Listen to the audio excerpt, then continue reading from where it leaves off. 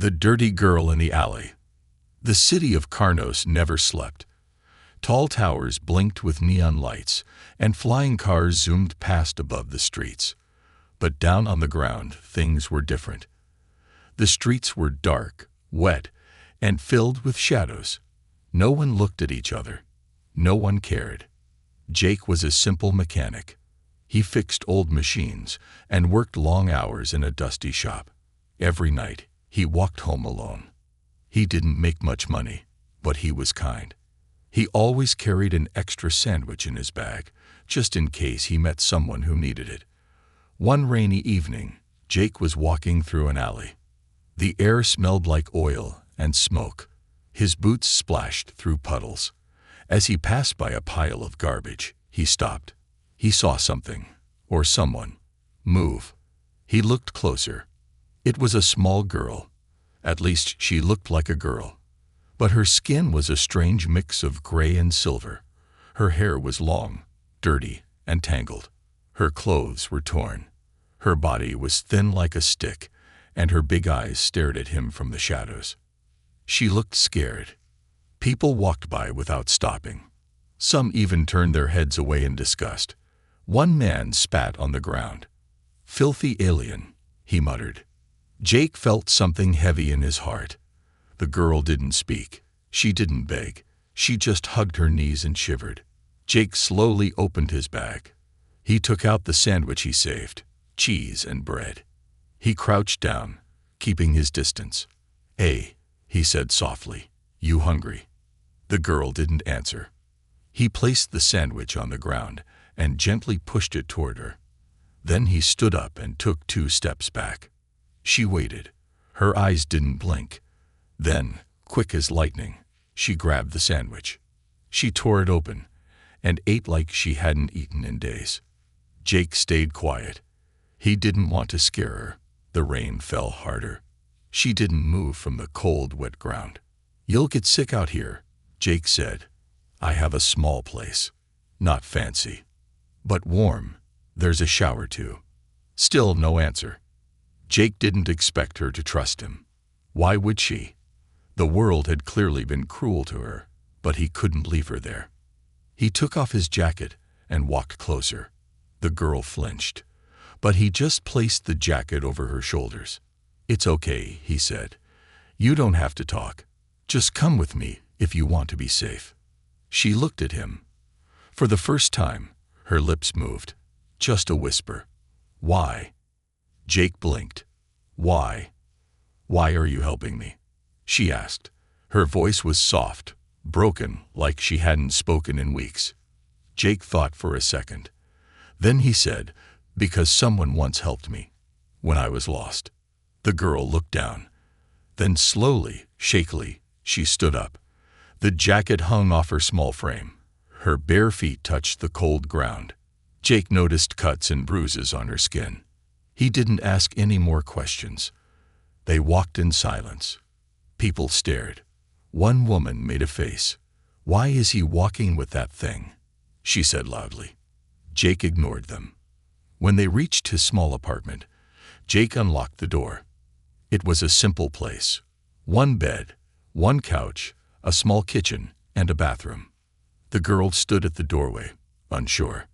Jake smiled gently. "It's okay. You can take a shower if you want. Towels are in there." She looked around, then walked inside. Her steps were slow, careful, like she expected something bad to happen. Jake gave her space. He placed a clean towel and a long shirt near the bathroom door. The sound of water running made him sigh with relief. At least she was safe now. He sat on the couch, tired but hopeful. An hour passed. When the door opened, Jake looked up. The girl stood there, clean. Her silver skin now sparkled. Her strange markings were clearer, like patterns on a star map. Her eyes looked brighter too. She wore the long shirt, and her wet hair hung over her shoulders. She still looked scared, but also human, not in body, but in pain, in the way she stared at the world. Jake stood. "Feel better?" She nodded, just once. "Do you have a name?" he asked. She paused, then whispered, "Zuri." Jake smiled. "Nice to meet you, Zuri. I'm Jake." Zuri looked at him carefully. "You're not like the others." Jake chuckled. "Maybe that's a good thing." But outside, a small drone flew past the window. A red light blinked. It had been watching everything. Jake didn't know it yet, but helping Zuri would change his life forever. And maybe it would change the galaxy too. A shower, a name, and a secret. Zuri didn't sleep that night. She sat on the edge of the couch, wrapped in a blanket, staring out the window. The city lights blinked like stars far away, cold and distant. Rain still tapped gently against the glass. Her silver skin, now clean, reflected the soft glow of the room. But inside, she was still full of fear. Jake had given her a warm meal, a shower, a safe place. No one had ever done that before. He didn't ask questions. He didn't call her names. He didn't treat her like trash. He had just helped. Jake, on the other hand, lay in bed wide awake. His thoughts were racing. Who was Zuri? Why was she alone? What happened to her? She looked like a child, but there was something different about her. Not just her skin, not just her strange glowing patterns, something deeper, like she was hiding a storm behind those quiet eyes. In the morning, Jake made breakfast, eggs and toast. Zuri stayed quiet but sat across from him. She watched everything carefully, like she was still ready to run. Jake smiled. "You ever had eggs before?" Zuri shook her head. He pushed the plate toward her. "Go ahead. They're better when warm." She picked up the fork awkwardly. Her hands shook a little. Then she took a bite. Her eyes widened, just a bit. Jake chuckled. "Told you." Zuri ate slowly, not like the night before when she was starving. Now she took her time. Maybe, for the first time, she felt safe enough to taste the food. When they finished, Jake leaned forward. "Zuri, can I ask you something?" She tensed. "Not where you're from, not what you are. Just, are you okay?" Zuri looked at him. Her lips trembled. Then she whispered, "I don't know." Jake nodded slowly. "Fair enough." There was a long silence. Finally, Zuri asked, "Why did you help me?" Jake sat back in his chair. "Because I saw someone who needed help. Simple as that." "No one ever helps me," she said quietly. "Well, maybe you met the wrong people." Zuri didn't reply. Later that day, Jake offered her new clothes, a simple hoodie and soft pants. They were too big for her, but she didn't complain. She even helped Jake fix a broken toaster, watching closely as he used tools to open it up. "You learn fast," he said. She tilted her head. "I like machines. They don't lie." That sentence hit Jake hard. That night, after Zuri fell asleep on the couch, Jake sat at his old computer and searched the news. He typed in, "Missing alien child." Nothing. He typed, "Silver-skinned girl." Still nothing. Then he saw it. A headline in red, "Escaped biological experiment. Extreme caution advised." His eyes widened. The article showed a blurry image, a small figure, dirty, afraid, with glowing lines on her body. It was Zuri. Jake's heart dropped. He read on. "Subject may be dangerous. Created through hybrid tech.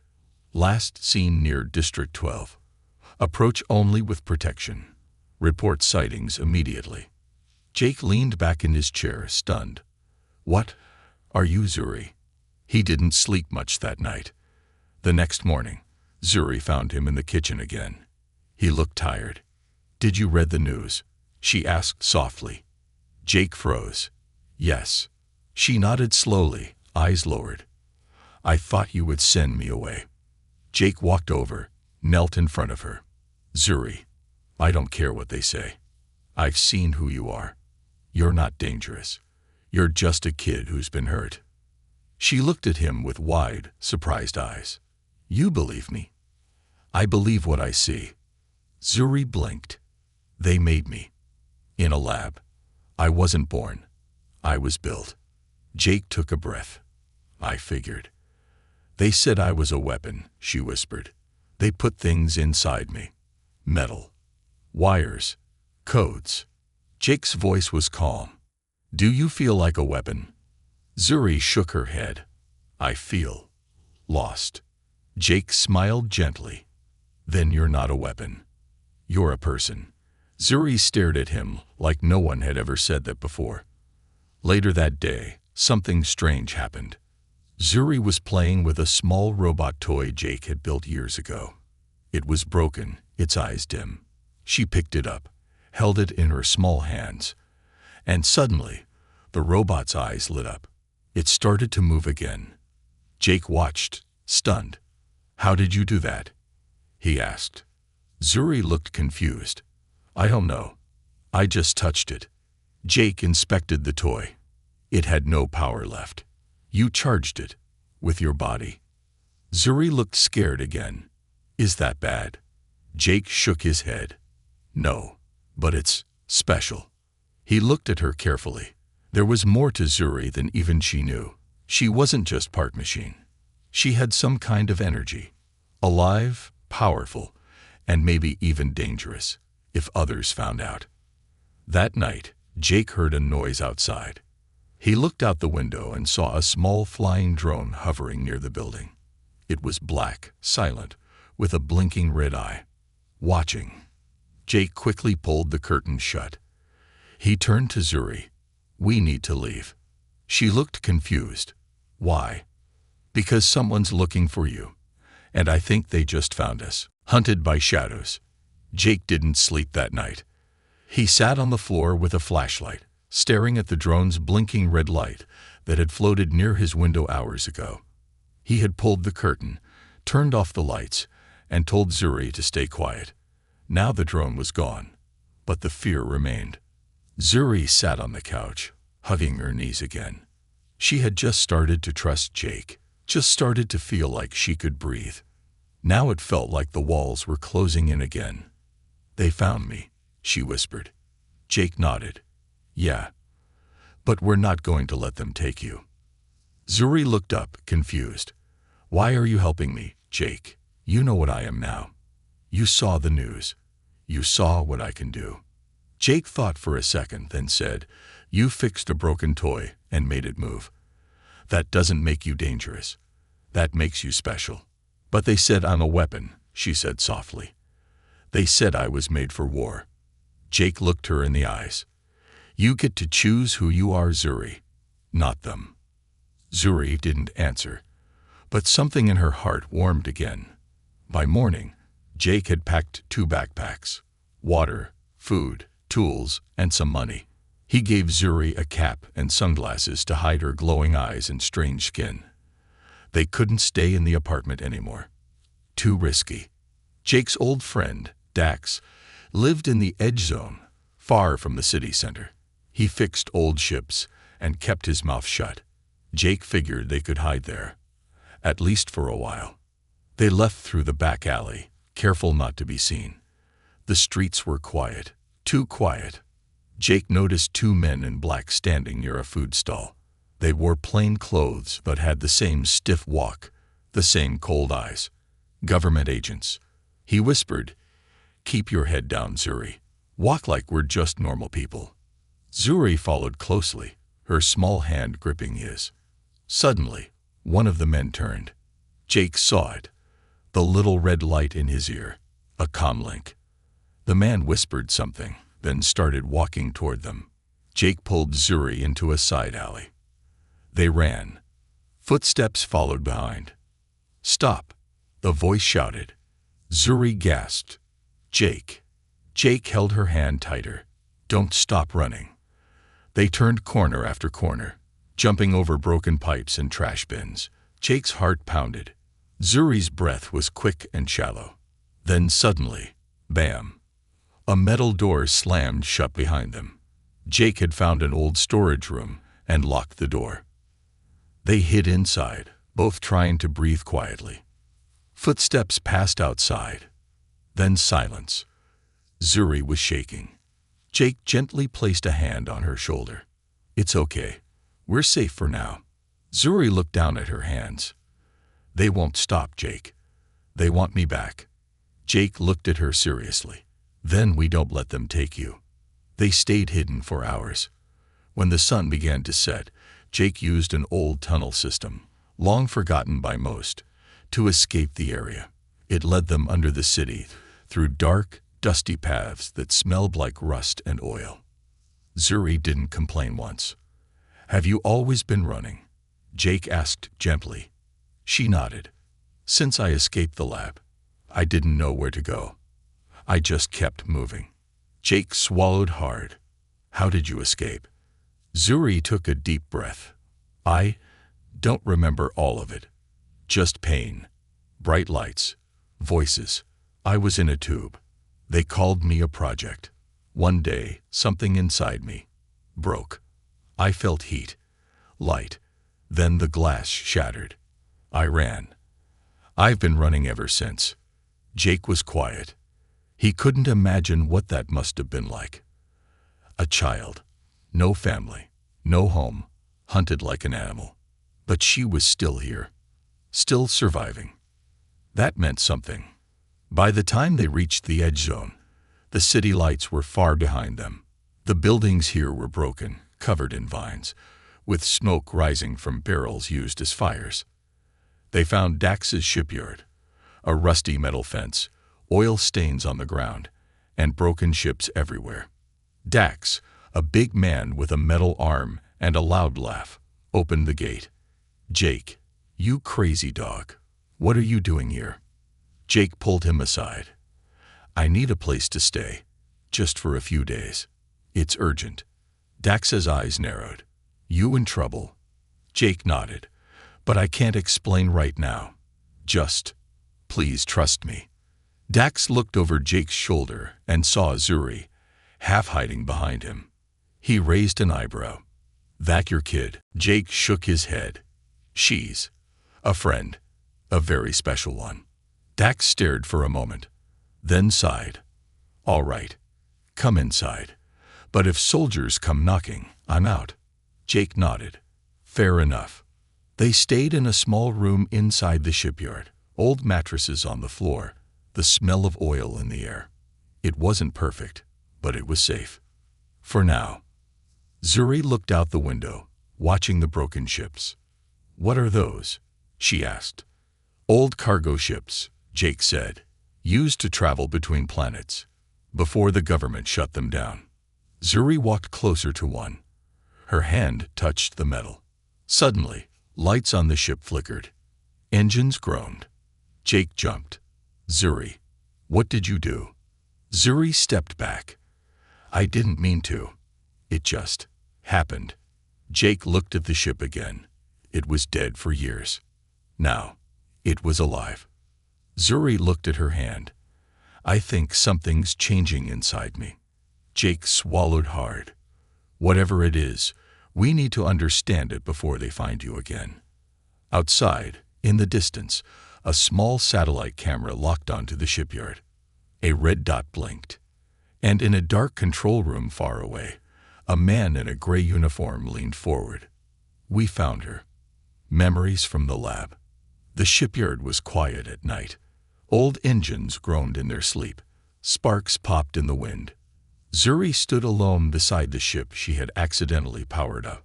Her silver fingers traced the metal hull. She could feel something. A connection. Like the ship could speak to her. Jake watched from the doorway. He could see her glow faintly in the dark. She was different. More than she had told him. More than she even understood. Dax came outside, rubbing oil from his hands. She's not normal, is she? He asked quietly. Jake shook his head. No, but she's not dangerous either. She's scared. Hurt. Dax looked at Zuri. She's something new, Jake. And things that are new scare people. Jake nodded. That's why I need your help. I need to figure out where she came from. Maybe then we can find a way to protect her. Dax sighed. You're going to the old labs, aren't you? Jake looked at him. Yeah. The next morning, they left the shipyard before sunrise. Jake borrowed Dax's old hoverbike.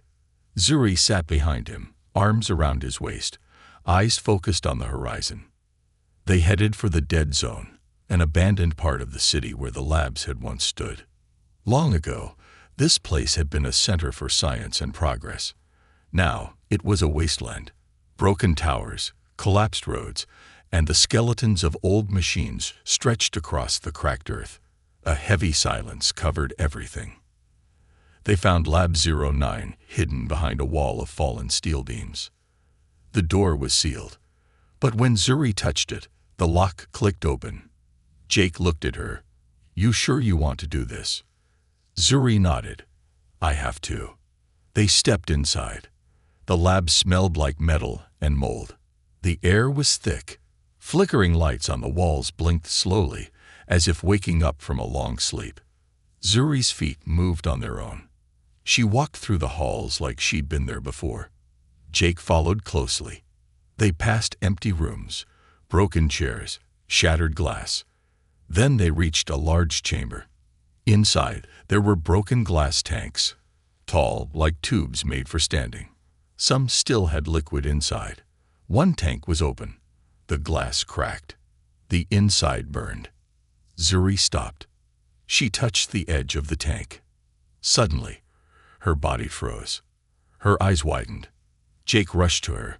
"Zuri." But she didn't hear him. She was inside her memory now. FLASHBACK. Zuri floated in warm liquid, wires connected to her body. Her eyes were closed, but she could hear voices. "She's stabilizing," said a woman. "Run the genetic match again," said a man. Zuri felt pain, bright lights, buzzing sounds. She was taken out of the tank. Cold air hit her skin. A man in a lab coat stood over her. He looked nervous. "She's the only one who survived," someone whispered. "She's not just a hybrid," the man said. "She's evolving." Zuri tried to speak, but nothing came out, just a small whimper. The man crouched next to her. "Don't be afraid," he said. "You're special." He wore a name tag, Dr. Lorne. Zuri would never forget that name. End of FLASHBACK. Zuri gasped and pulled her hand away from the tank. She stumbled back. Jake caught her before she fell. "Zuri, are you okay?" Tears streamed down her face. I saw it. I was inside that tank." Jake held her close. "It's okay. You're safe now." "No," she said. "I remember now. They called me Subject 9. I was made here. They ran tests every day. There were others like me, but they didn't survive." Jake looked around the room. "What happened to them?" Zuri's voice was hollow. "They died. I watched. I screamed, but no one listened." She looked up at him. There was one man. He was kind. He said I was special. He said he made me to save someone. Jake's eyes narrowed. "Dr. Lorne?" Zuri nodded. "Yes. He's the one. He created me." Jake stood up. "We need to find him." In the back of the lab, they found an old computer. Somehow, it still had power. Zuri touched the screen, and it flickered on. Jake scrolled through the files. He found something shocking. Project Seraph, Subject 9. Under it was a photo. Zuri. But beside her was a little human girl. They looked almost the same. Jake opened the next file. DNA donor, Ilara Lorne. Status, deceased, daughter of Dr. Lorne. Jake turned to Zuri. "You're a copy of his daughter." Zuri's voice trembled. "That's why he made me." Jake nodded. "He tried to bring her back, but instead, he created you." Zuri stepped back. "I'm not real." Jake grabbed her hand. "Don't say that. You're more real than anyone I've met. You feel. You care. You saved me. You are not a copy. You are you." Tears fell from her eyes. "No one ever told me that before," she whispered. Suddenly, the computer screen went black. Red words appeared. Trace detected. Coordinates locked. Jake cursed. They found us again. We need to go. Now. Zuri nodded, wiping her tears. They ran out of the lab and jumped onto the hoverbike. Dust flew behind them as they sped off into the desert. Above, a dark aircraft began to rise. Inside, soldiers strapped on their armor. And at the front, a cold-eyed man looked at Zuri's photo on the screen. "Bring her back," he said. "Alive, if possible. The man who made her." The sun was setting behind the desert hills as Jake and Zuri rode the hoverbike across the cracked land. The wind howled around them. In the distance, old towers rose like broken teeth, ruins of what used to be advanced cities. Zuri held Jake tightly. Her thoughts were spinning. She had just discovered the truth. She wasn't born. She was made. A copy of a dead girl, built in a lab, grown in a tank, coated with alien DNA. She had powers she didn't understand, a body not fully human, and a heart full of questions. But one thing stood out more than anything: Dr. Lorne, the man who created her, the only person who might know why. Jake had found coordinates in the lab's computer, a hidden location near the outer rings of the planet. An old moon base once used by scientists before the war. Most believed it was empty now. But Jake knew better. He had seen the way the files were protected. Dr. Lorne didn't want to be found. That meant he was still alive. And still hiding something. They reached the launch site at night. Dax had sent an old ship, half-broken but still able to fly. Jake checked the systems while Zuri stared at the stars above. "Do you think he'll hate me?" she asked. Jake looked at her. "Why would he?" "Because I'm not his daughter.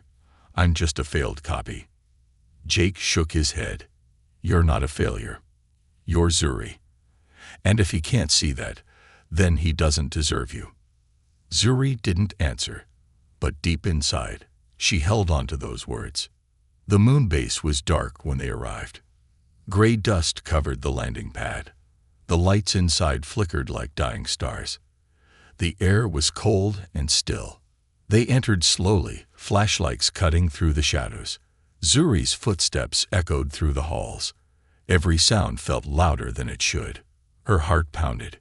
Jake led the way. They passed labs, sleeping pods, and empty rooms. Then they heard a voice. "Stop there." A light turned on at the end of the hallway. A man stood alone, pointing a small scanner at them. His face was older, lined with age and guilt. His eyes were tired but sharp. Jake stepped forward. "Dr. Lorne." The man lowered the scanner. He stared at Zuri, long and hard. "I never thought I'd see you again," he whispered. Zuri's hands trembled. "You made me." Dr. Lorne nodded slowly. "Yes, I did." They sat in a dusty room filled with old equipment. Zuri sat across from Lorne, silent and still. Jake stood nearby, ready in case something went wrong. Lorne looked at her closely. "You're stronger than the others. Smarter too. I can see it in your eyes." "Why did you make me?" Zuri asked. Lorne sighed. "My daughter, Ilara. She died when she was 10. A rare sickness. We tried everything. Nothing worked." He pointed to an old photo, him holding a smiling girl with bright eyes. "She was my world. When she was gone, I lost everything." He looked back at Zuri. "So I tried to bring her back." Zuri's voice was barely a whisper. "By creating me." "Yes," he said. "We used her DNA, mixed it with alien tech. You were the only one who lived." Zuri's eyes were wet. "I'm not her. I don't have her memories, her voice. I'm different." "You were never meant to be her," Lorne said softly. "I didn't understand that at first. I thought I could copy her. But you became something new." Jake stepped in. "Then why did you let them treat her like a weapon? Why let her suffer?" Lorne looked away. "I didn't know. After the project was taken over by the military, I lost control.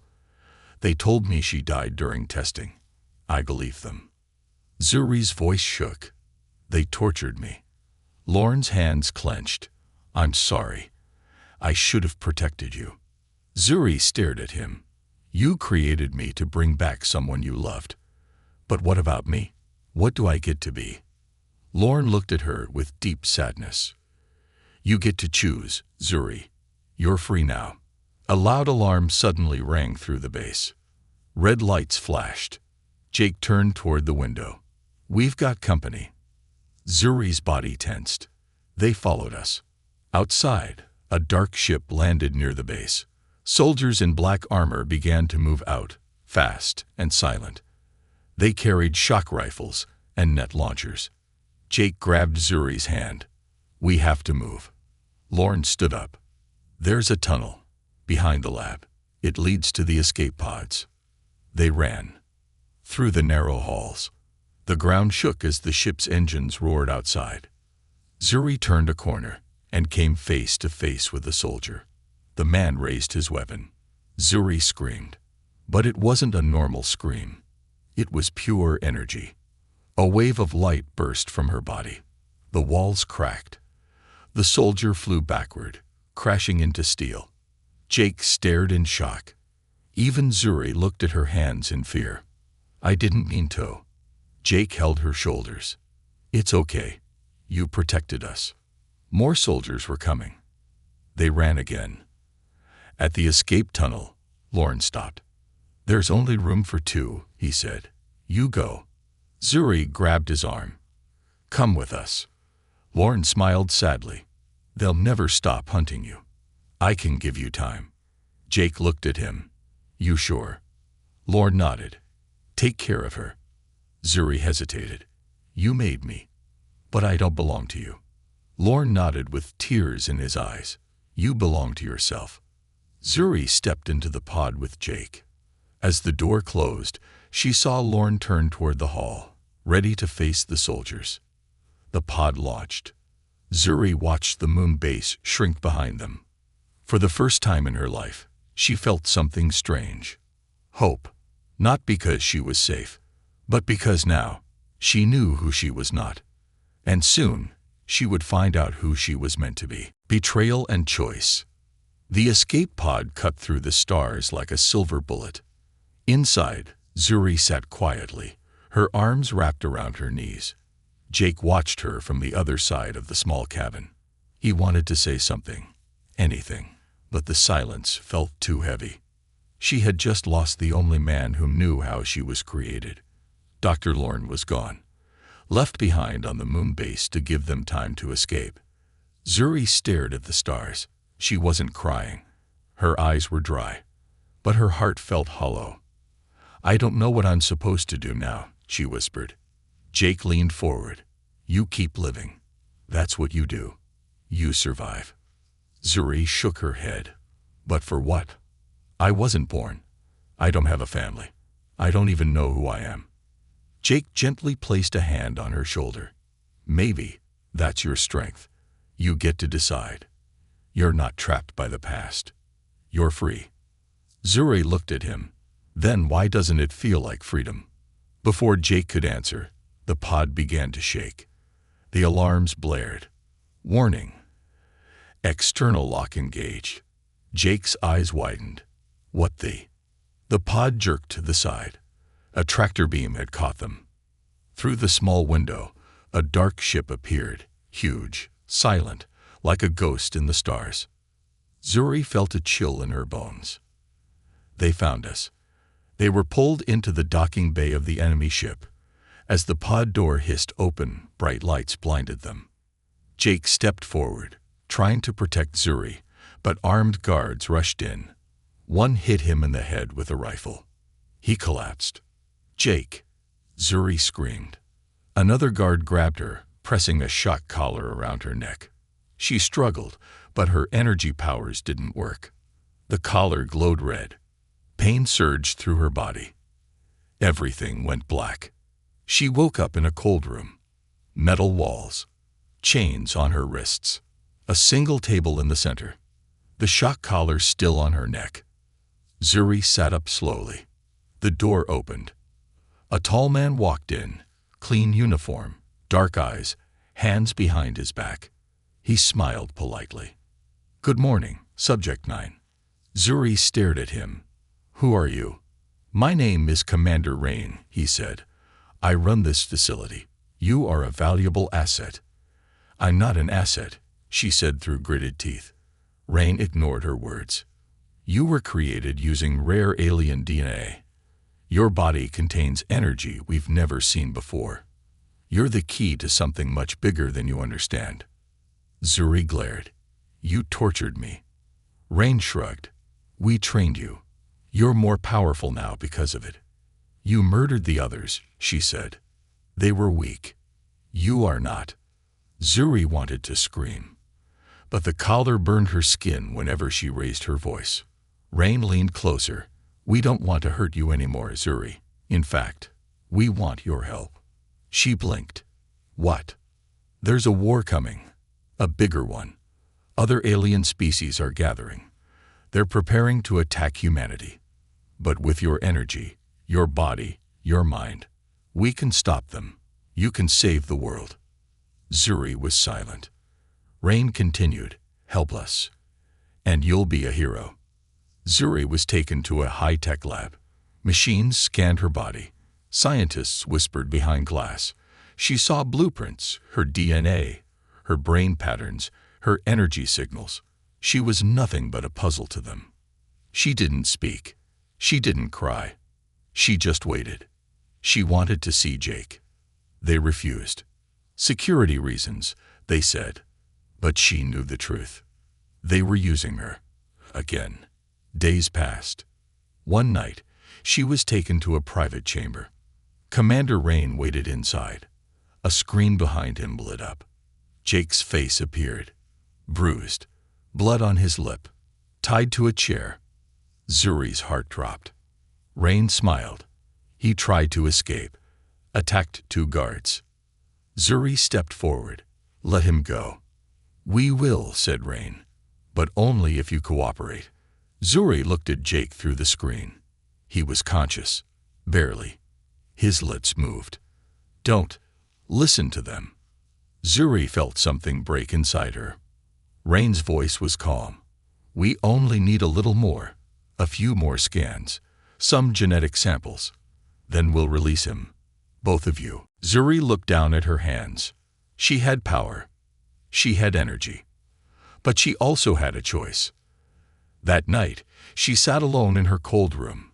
She remembered Jake's kindness, his jokes, his old couch, his sandwich, his hand in hers as they ran. She remembered Dr. Lorne's last words, "You belong to yourself." And she realized something. She had always waited for someone to save her. But maybe she was meant to save others. The next morning, Zuri told the guards she would cooperate. It brought her to the main lab. They connected wires to her arms. Monitors blinked. Energy flowed. Rain stood nearby, watching with pride. "It's working," said one of the scientists. "Her energy levels are rising." "Good," said Rain. "Begin the extraction process." As they began, Zuri closed her eyes and reached inside herself. Not with fear, but with purpose. She remembered every broken part of her past, every scream, every lost friend, every time someone said she wasn't real, and she turned it into light. The machines began to shake. Alarms screamed. "She's overloading," a voice shouted. Zuri opened her eyes. They glowed white. She stood up, breaking the wires. The collar melted off her neck. Guards rushed in. Zuri lifted her hand, and everything turned blue. A wave of energy exploded from her body, tearing through the lab. Walls cracked. Lights burst. People screamed. She walked through the fire like a storm. She found Jake in the lower cells.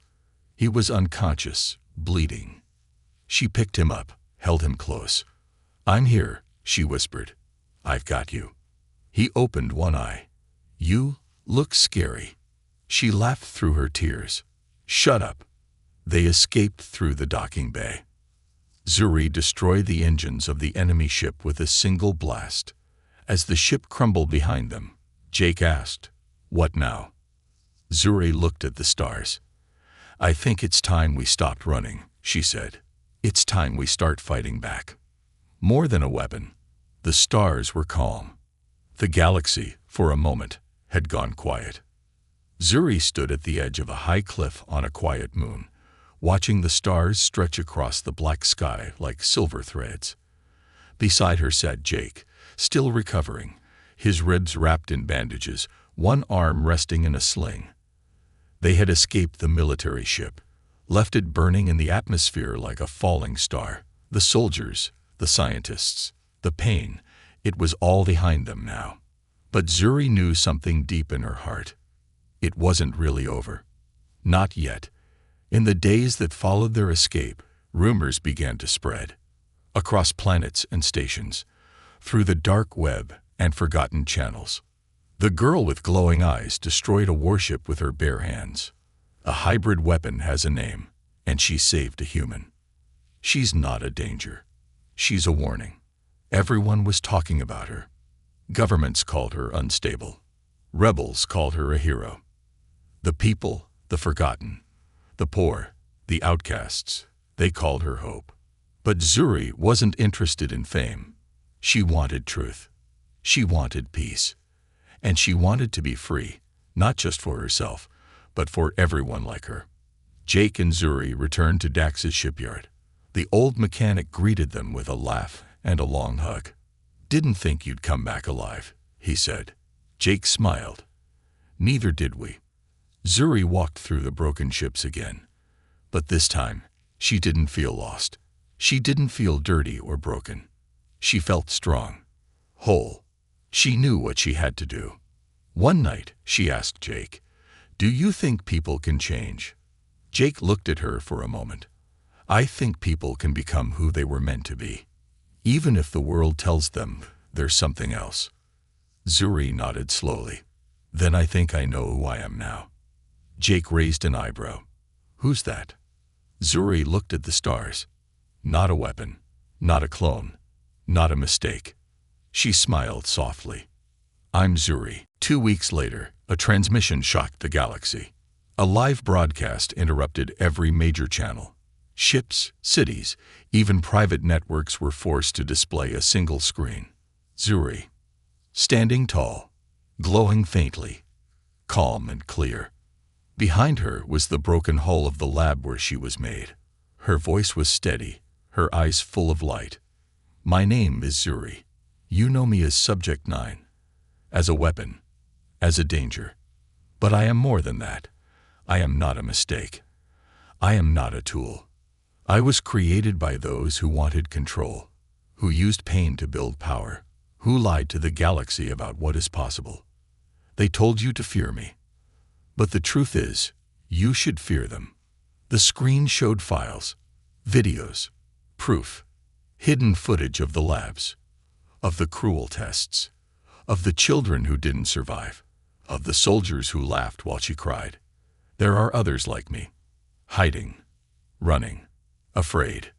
I speak for them. I fight for them. I will not hide anymore. And if anyone tries to hurt them again, I will stand in their way. The message ended. The screen went black. Chaos followed. The government tried to shut down the message, but it was too late. People had recorded it, shared it, spread it across every network. Her face, her voice, her truth, it was everywhere. And something began to change.